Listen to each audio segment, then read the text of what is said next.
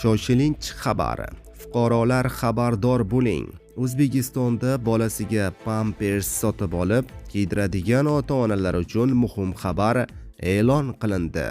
Buni barcha O'zbekiston fuqarolari ko'rishi shart. Assalomu alaykum, hurmatli tomoshabinlar. Tezkor yangiliklardan, birinchilardan bo'lib xabardor bo'lishni istasangiz, videorolik ostiga like tugmachasini bosib qo'yishni unutmang. O'zbekistonda endi pampers narxlari endi arzonlaydi. Pampers cheklovi bekor qilindi.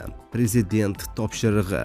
O'zbekistonda yuqori xavfli tovarlar, jumladan tish cho'tkalari, tagliklar, bolalar kiyimlarini davlat ro'yxatidan o'tkazish amaliyoti bekor qilinadi.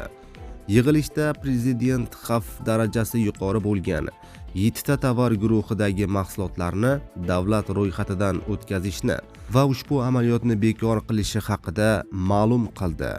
Aziz do'stlar, videoni yosh bolasi bor yaqinlaringizga, har kuni uyiga pampers olib kiradigan tanishlaringizga yuborib qo'ying. Videoroligimiz keng tarqalishi uchun like tugmachasini ham bosib qo'yishni unutmang.